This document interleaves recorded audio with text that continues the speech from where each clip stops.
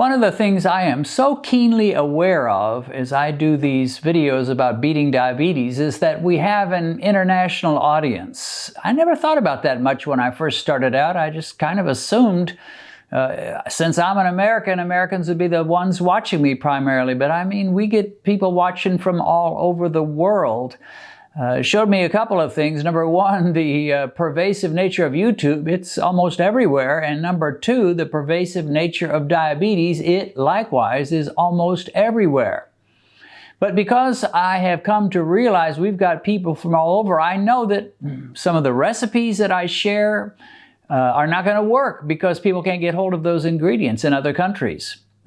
Some they can, some they cannot. And so I just have to be very much aware of that. And sometimes I just show you the American way and leave it to you to kind of adapt it as best you can. And I have to give you credit. So many of you have been very creative and you say, well, Dennis, I can't exactly do it your way, but I found a way and it works for me. And my thought is, well, thank the Lord. That is wonderful. So I just want you to beat diabetes, whether you do it Dennis's way or somebody else's way.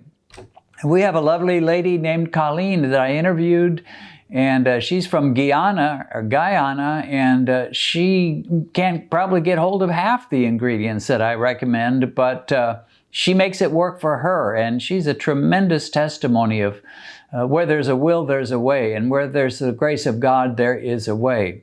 But in thinking about the international audience that watch this video, and this YouTube channel that is, I thought about chicken because chicken is everywhere. Is there any place in the whole world where people don't eat chicken? I guess the only places might be those in highly vegetarian areas of India, perhaps, where they just think eating meat is wrong.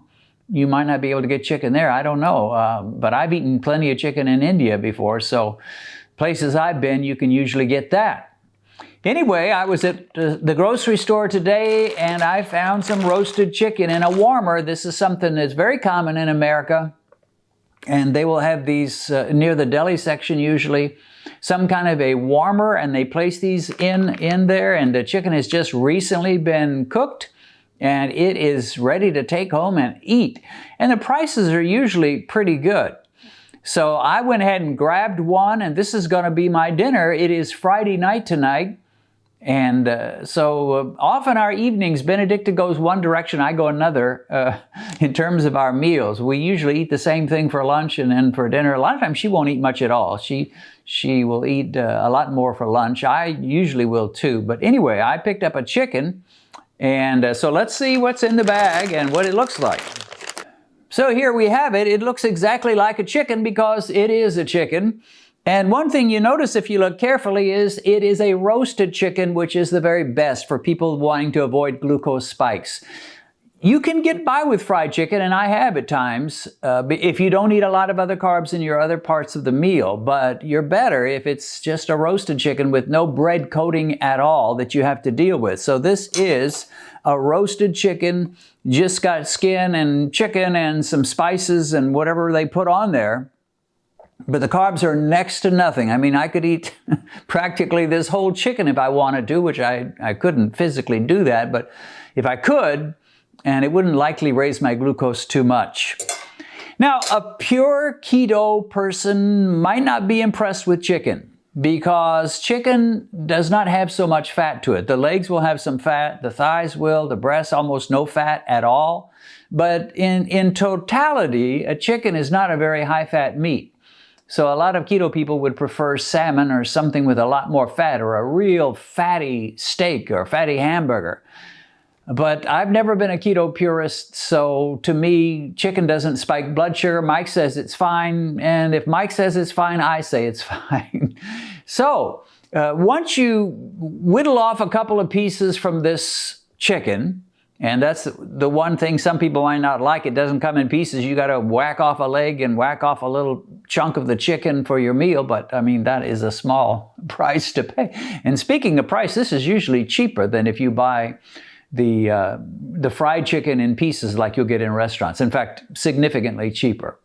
But the only other issue is, what do you eat with it, Dennis? You're surely not going to eat just chicken. One time I mentioned on one of my earlier videos when I was talking about chicken, I said, well, nobody would just eat chicken. And you wouldn't believe how many comments I got back saying, Dennis, that's all I eat. I can just eat a chicken. And I suppose some of our carnivore people would say the same thing. You know, I just will eat a chicken, or maybe a chicken and some eggs. But I like to have something with it. It just makes me feel better. Yeah, I could fill up on chicken if I wanted to, but I just like to have something else. And this is a Friday night, and Friday nights are usually the nights where I will indulge myself with a keto dessert or a low-carb dessert. So, what am I going to have beside this chicken? And no, I'm not going to eat the whole chicken, but what will I have in addition to the chicken? Well, let me just show you. Right behind me here, I wanted to keep it hidden so it'd be a great surprise to you.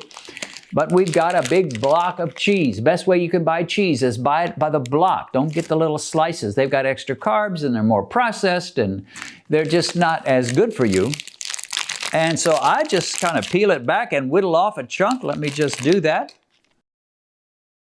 Now, I don't know if I'll be satisfied with the chicken in this or I'll need more. I probably will not need much more because I've got a dessert that I'm going to have after this, and I'll have it immediately after. I won't wait 2 or 3 hours. I want to get all the food eaten and let the blood sugar go down nice and low before I go to bed tonight. So normally on a Friday night, Saturday's an exception, but on a Friday night, if I'm going to have a keto dessert, I'm going to have it immediately following my meal. So I'll have some of the chicken, not all. I'll have this slice of cheese, maybe more if I'm hungry enough, but I don't think so. And then I'm going to have a chaffle with some melted butter poured over it and a little sugar-free pancake syrup and a few almond pieces, or not almond pieces, but pecan pieces. One of my favorite desserts, and maybe even some keto whipped cream. So I'm going to have a nice meal, chicken, cheese. This is almost no carbs. Might be a couple of carbs to this cheese, but not much. Almost no carbs to the chicken. Now, some of you are saying, Dennis, I don't see any vegetables there. Don't you know? Didn't your mama teach you that you must always have vegetables with your meal? Well, mama did push vegetables quite a bit.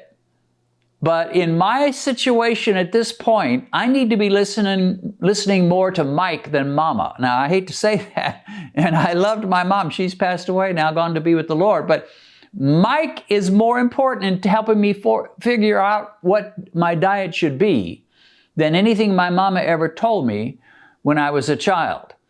So, Mike says chicken is great.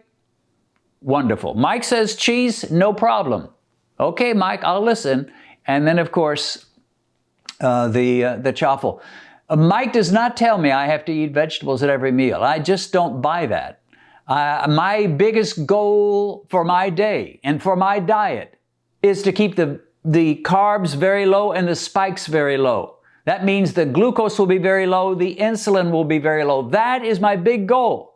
Now, I want to try to get some nutrition in, usually through plants, low-carb veggies, and that'll usually come in the lunchtime hour. Morning, I just have the bulletproof coffee normally.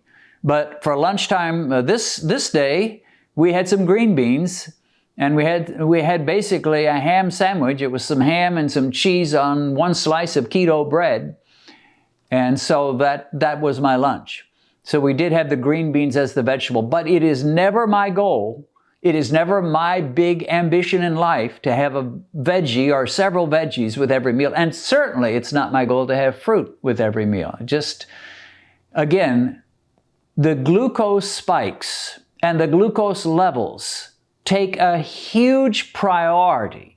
Life is all about priorities. You set priority number 1. This is the most important thing. For me, that's God. Priority number 2. This is the second most important thing. For me, that's family. Priority number 3, that goes on from there, and my health is in there somewhere.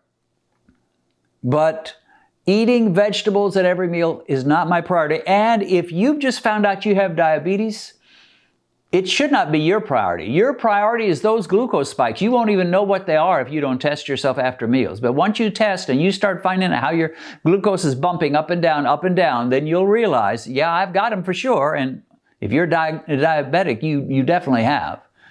And your priority is to keep those down. And that means you don't worry so much about veggies. Now, once you get your A1C in the mid-5s or low 5s, then you want to start reintroducing some of the veggies, maybe eat some beans, try some things, experiment with some things. That's fine, but just make sure the A1C stays in line, your fasting glucose stays in line, your spikes stay relatively low. I've never preached zero spike. Don't misunderstand me. I'm not saying you don't want any glucose rise at all.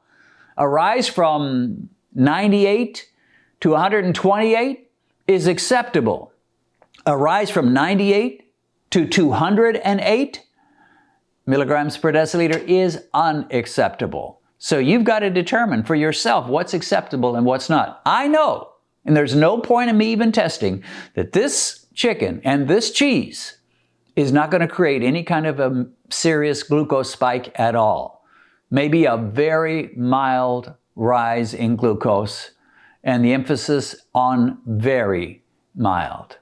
So again, the chicken is one example of something that you can get almost anywhere, will not raise blood sugar, especially if it's roasted, not fried.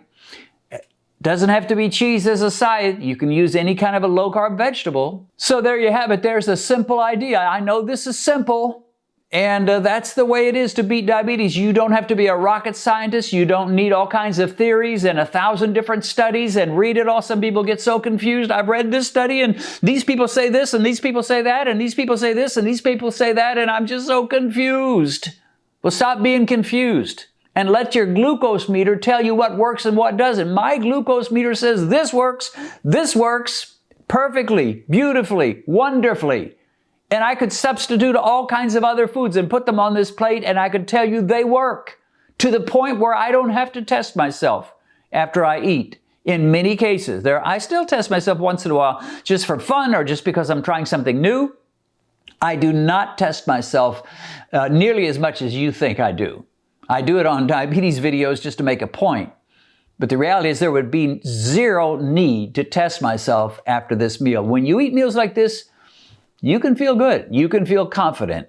You are in the process of beating diabetes. Maybe you're not there yet, but you'll get there if you keep eating like this and keep eating the low-carb veggies and Mike-approved meals. God bless you. See you again soon.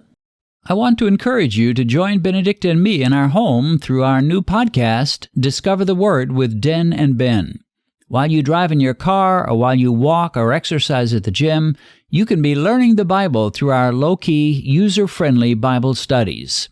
To get the information you need to listen to our Discover the Word with Den and Ben podcast, click on the link in the description.